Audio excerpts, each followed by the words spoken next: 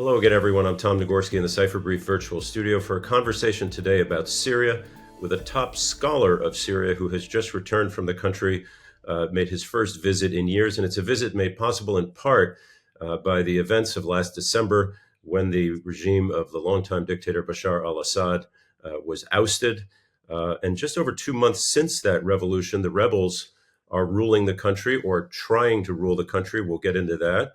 Just this week, they held a national dialogue aiming at charting a course forward for governance of the country in the post-Assad era. Delighted to have Charles Lister with us. He is senior fellow and head of the Syria Initiative at the Middle East Institute. And Charles, welcome. Thanks for being here. And to start with the journey you just made in Syria, it's been a long time for you. You know the country as well as any outsider, I think.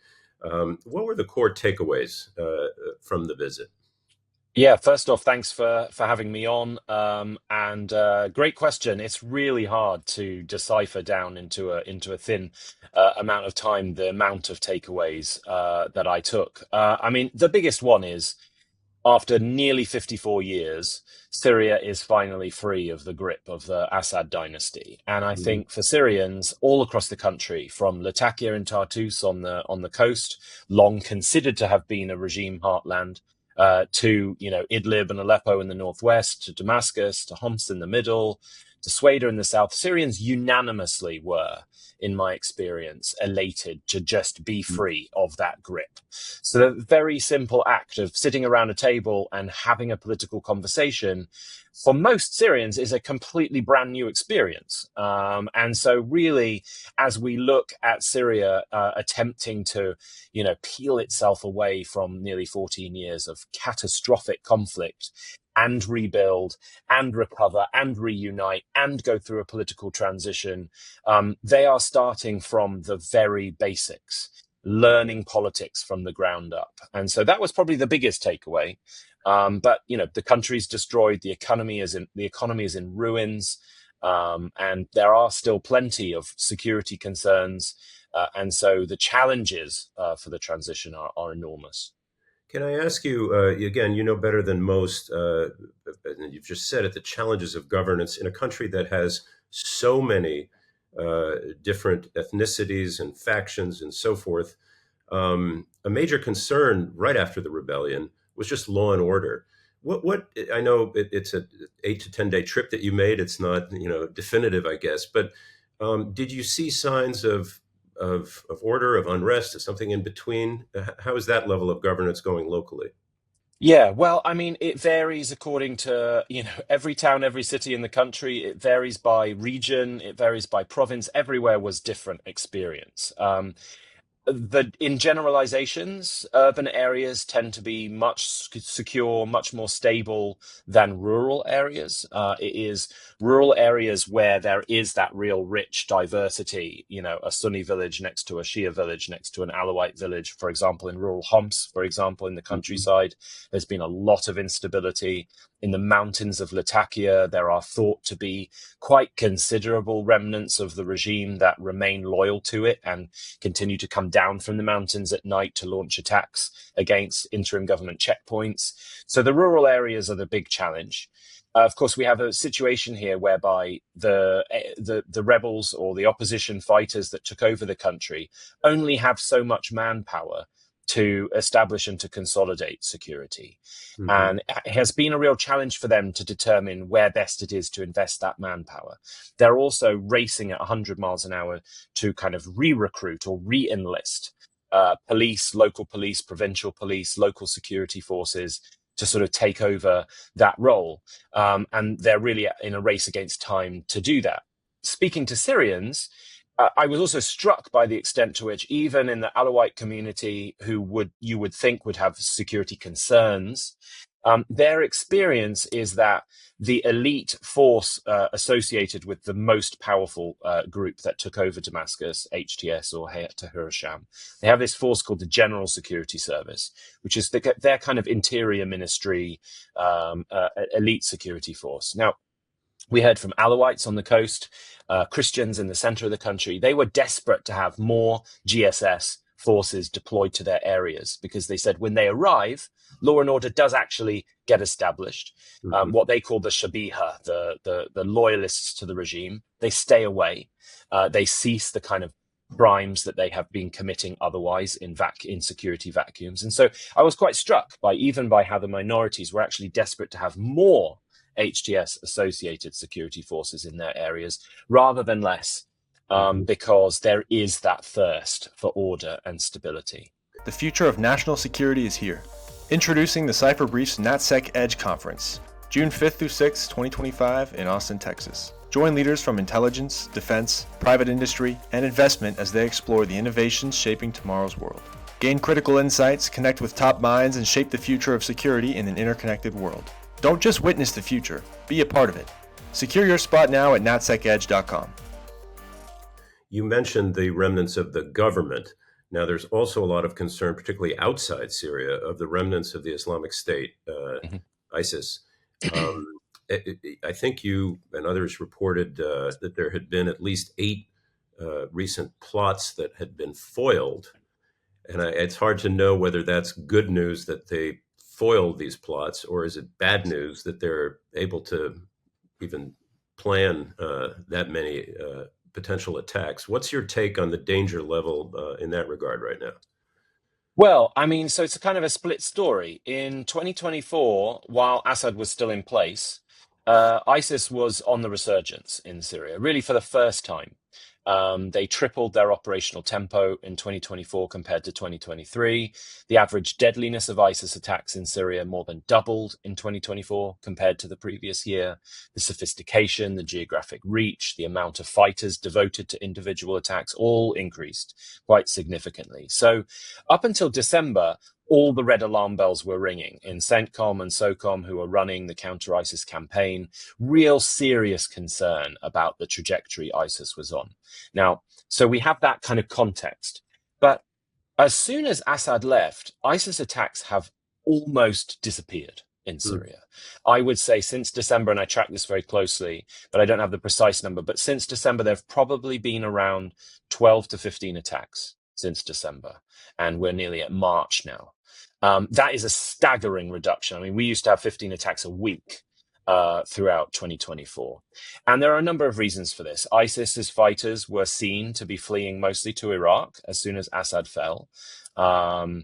The reason for that is the security vacuum that they had long exploited in the central desert, that was at least on paper governed by the regime, no longer existed.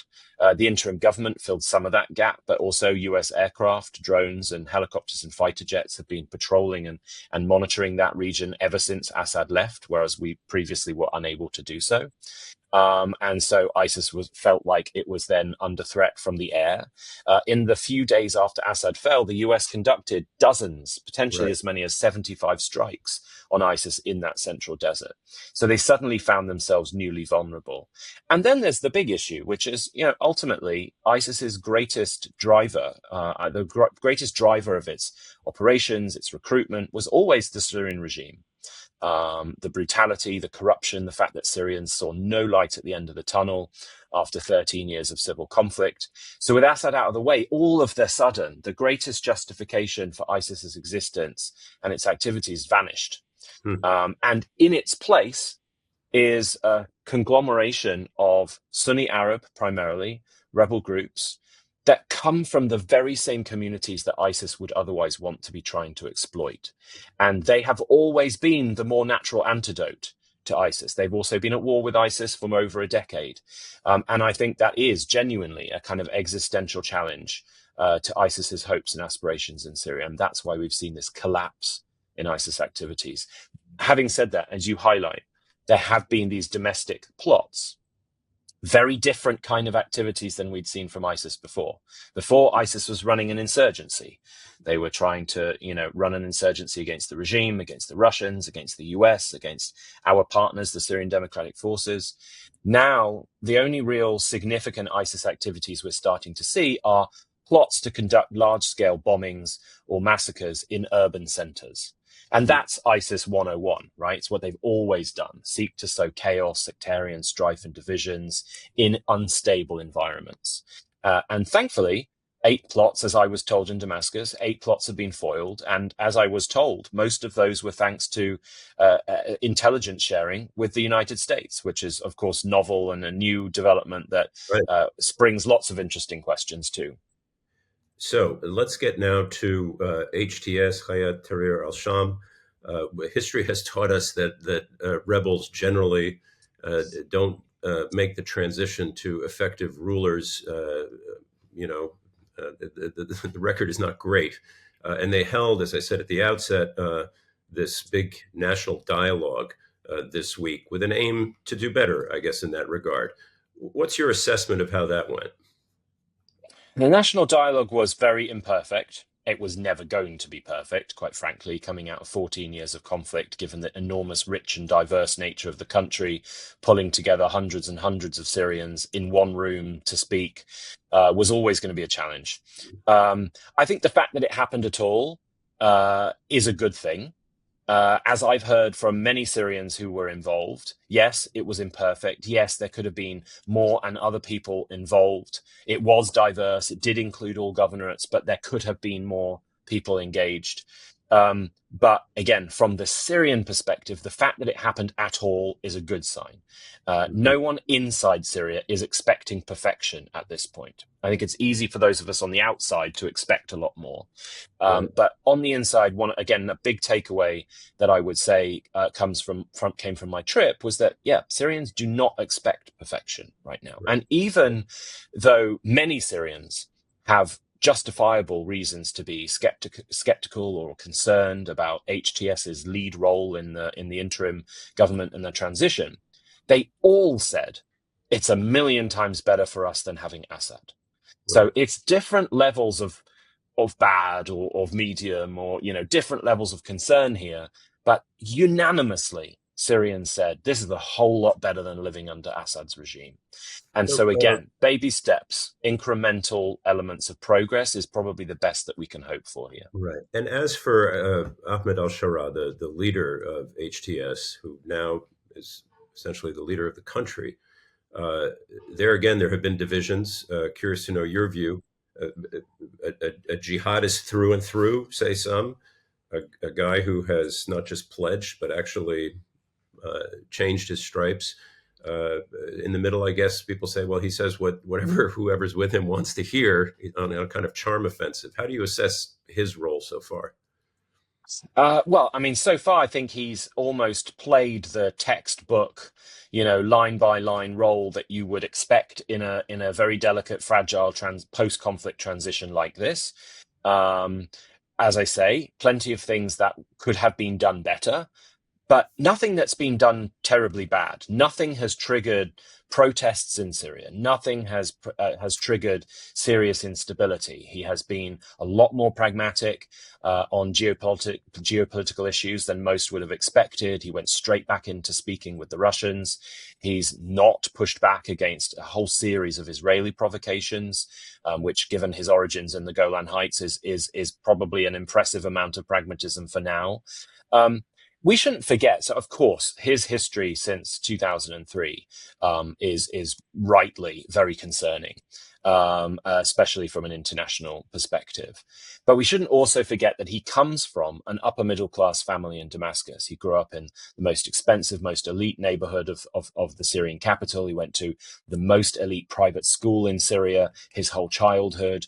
His father was a renowned Syrian economist with advisory consultancy, not just with the Syrian government, but also with the Kingdom of Saudi Arabia. He grew up in the kind of creme de la creme of Syrian academia and political thinking. He's basically readopted that prior persona since he took Damascus. And frankly speaking, again, speaking to Syrians of all stripes, he appears to have done it pretty well. The way that Alawites, Christians, Sunnis, Druze, and everyone in between described Ahmad al-Shara as an individual was like he was a celebrity. People were surprisingly proud to have him as their interim statesman. And, there's a basic reason for that. After 50 years of being an international pariah, Syria is suddenly the heart of international attention. Royal families, presidents, prime ministers are flocking to Syria, trying to engage and control and influence this transition, and Syrians see that as a reason for pride. Now, of course, they're concerned, as I say, about HTS's foot soldiers. But for Ahmed al-Shara individually, there was a sort of surprising element, not just of acceptance, but almost an embrace of his leadership. And as I say, that comes down to more simple human realities for Syrians, given their experience over 13 years of conflict. They're desperate for stability, but they also want to see Syria become part of the world again. And they're watching that play out right now in a way that I think probably most of us wouldn't necessarily have expected. On that point, then, and the last question for you, Charles, you talk about the international attention. The U.S. is in a really interesting situation. You mentioned the intelligence collaboration and cooperation that's going on. I believe we still have HTS on the U.S. terrorist list, and still 900 or so American forces in the country. What do you think the U.S. posture should be? Well, first of all, should they remove the terrorist designation, given everything you've said?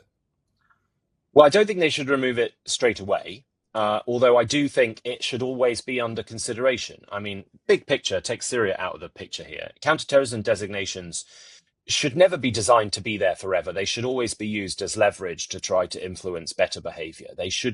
That's the purpose of a designation. You punish bad behavior, but you also try to incentivize better behavior. So we should always be potentially reassessing the prospect of these assessments. I would say Ahmed al-Shara had a $10 million bounty on his head for nearly a decade. And yet, for the last 6 years or so in northwestern Syria, he's been opening up highways and shopping malls. He's been attending university lectures and meetings with all kinds of notables in the open, in the daylight, with no security, whilst US drones were flying overhead. We never once tried to take him out. Now, that tells me a lot about how the US designation, both of HTS, but also him as an individual, what those designations really meant. It meant we don't like what this group had done. We didn't like what it stood for, but we weren't necessarily entirely opposed to what it's been doing over the past 5 or 6 years, which has been qualitatively different. They've been rebuilding churches with their own money. They've been repatriating Christians back to northwestern Syria who'd fled the war in earlier years. You know, they've taken a lot of those other steps. They've been reaching out to the United States through intermediaries for years, and there's some evidence that they've been cooperating with US intelligence for a campaign of drone strikes in Idlib for several years too. So what should we be doing? We should be doing, frankly, what the Biden administration did on its way out, which was to engage aggressively, and to engage to influence. If we don't engage a transition of any stripe, we're never going to be able to influence its behavior. Mm-hmm. And whether we like it or not, the United States is the most powerful country in the world, and we do have a great deal of leverage to bear here. And if we want Syria in the heart of the Middle East to stop being a gaping wound that only destabilizes, then engaging this transition, even despite its controversial history, would be the right step to take. And I am worried that this administration's very hands-off approach and language we've heard from some in the political appointee world in counterterrorism, suggesting, basically, once Al-Qaeda, forever Al-Qaeda, will never believe that these guys have changed, is a way overly black and white lens to view an extraordinarily complex situation. And it's ultimately a huge missed opportunity. The Middle East has been unstable for so long, and Syria for most of the time has been at the heart of that instability. We finally have a chance to pivot Syria in a better direction. And the US doesn't need to spend dollars doing this. We don't need to deploy more troops. If anything, we don't need to spend anything, and we can remove our troops. The regional states are more than happy to take advantage of this opportunity, but it involves, at the end of the day, the US removing at least some of its country-specific sanctions to allow the regional states to plow investment in and support and prop up and influence this transition in the right directions. Otherwise, it's a huge missed strategic opportunity. Mm-hmm. All right. I'm going to leave it there. Great insights. Great to have you. Charles Lister, Middle East Institute, just back from Syria. We really appreciate it. Thanks for being with us. Thanks for having me.